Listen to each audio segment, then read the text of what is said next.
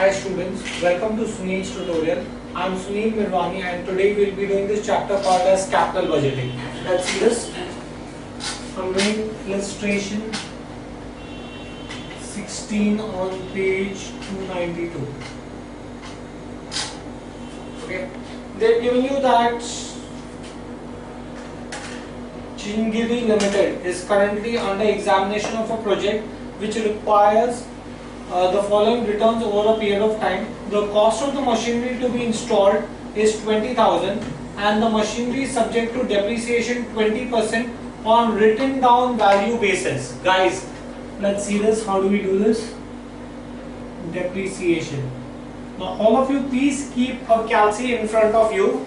All of you please keep a calci in front of you. What you have to do is exactly this is how you will do depreciation. This is the shortcut to do depreciation on your calci. The cost of the asset is given to you as 20,000. Press 20,000 into rate of depreciation is given to you as 20%. Now guys, make sure that you press the keys that I am telling you. So you type 20,000, press multiplication 20, then press percentage. When you do that, you will get the figure as 4,000. Now in order to get depreciation on WTV basis, you have to use the keys minus, equal to, into.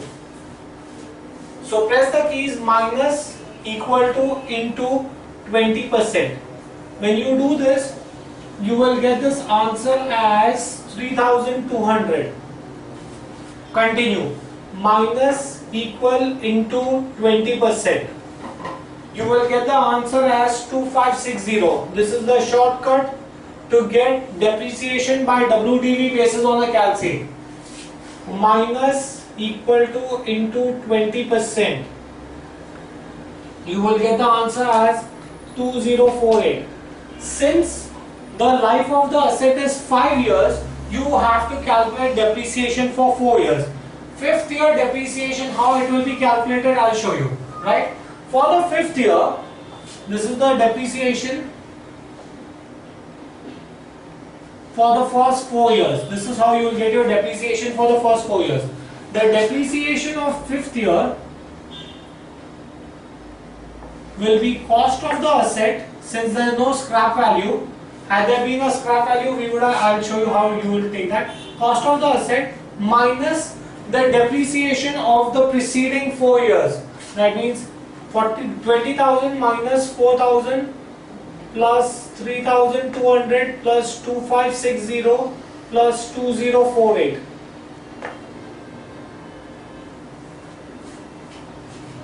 This is going to come to 8192. So 8192 will be your depreciation of the 5th year. If you had a scrap value, the scrap value would have also been added here.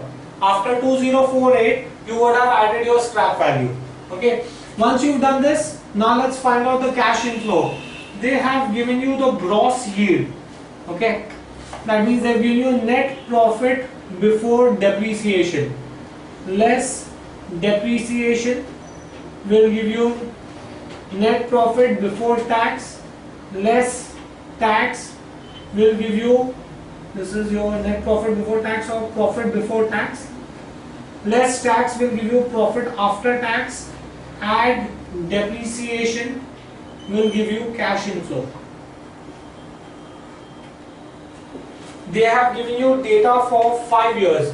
So 1, 2, 3, 4 and 5.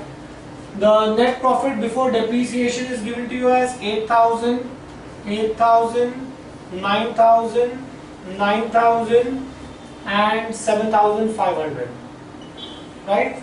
Depreciation you just calculated as 4,000, 3,200, 2560, 2048 and 8192. These are your depreciation figures. Once you've done this, subtract this. When you subtract this, you will get the answer as 4,000, 4,800, 6,440, 6,952 and last one is going to give you a negative figure. It is going to give you a figure of 692 negative. How do you write negative? By drawing a bracket. Okay. Tax. Now tax is given at the rate of 50%.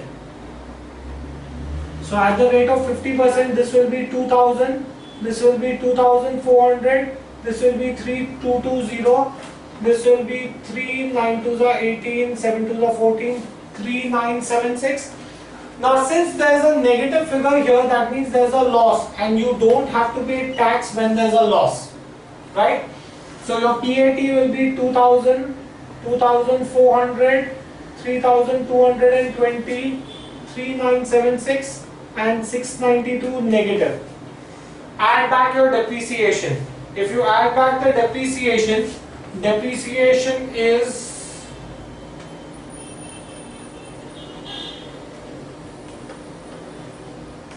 your depreciation figures are 2000,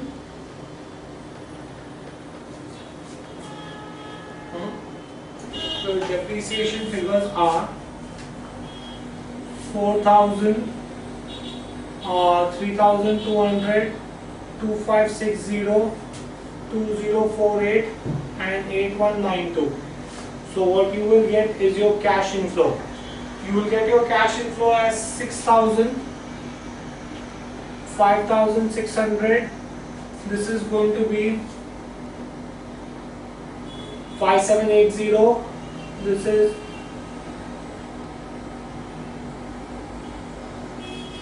6024. 5780. This is going to be 34.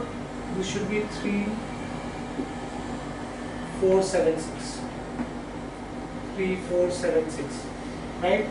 So if you consider that, this will be 5524 and this will be 7500. So that's going to be your cash inflow. Once you have your cash inflow, let's find out your total cash inflow. How do I get total cash inflow? Total cash inflow is add all these figures. If you add all these figures, you will get 30,404. Right? Once you have this, then the next thing that you have to do is find out fake payback period. How do you find out fake payback period? Which is original investment or original cost divided by average cash inflow. Original cost of the asset. Original cost of the asset is 20,000. Average cash inflow 30404 divided by 5. Your total cash inflow divided by number of years. So this will come to 20,000 divided by 6080.8. When you divide this, this will give you 3289. 3.289. Now, open the last page of your book. On the last page of the book, you have a table B. On table B, in 5 years, try to find this figure. You will not get this figure. You will get a number which is slightly greater than this and slightly smaller than this. You want 3.289.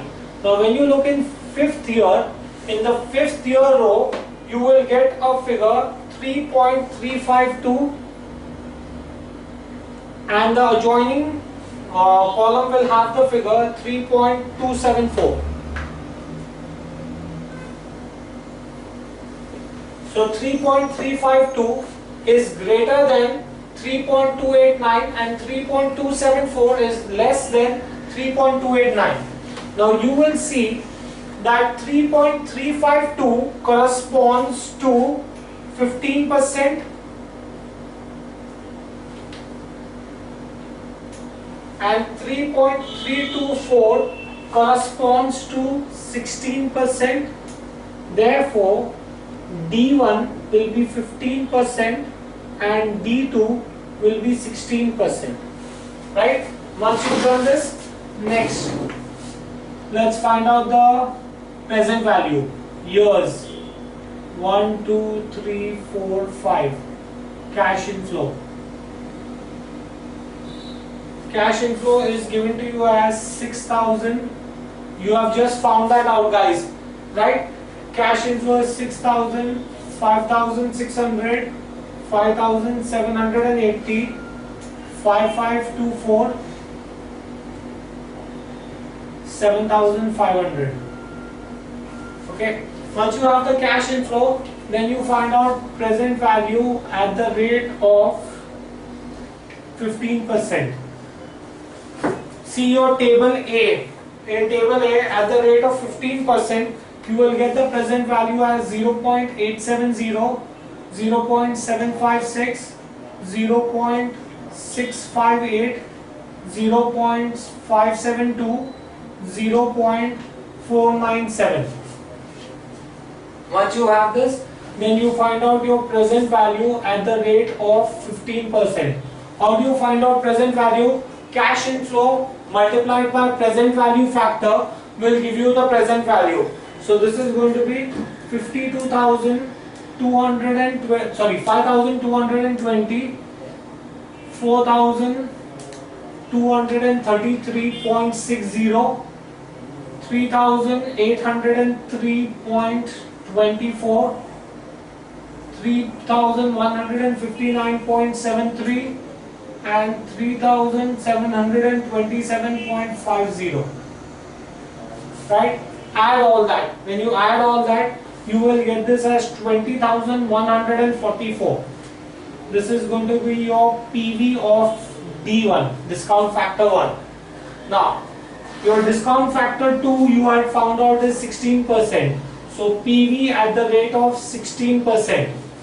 Again, open your table A, look at 16%, see the first 5 figures. They are going to be 0.862, 0.743, 0.641, 0.552, 0.476. These are your present value factors, PV factors. These are your present value factors at the rate of 16%. Right?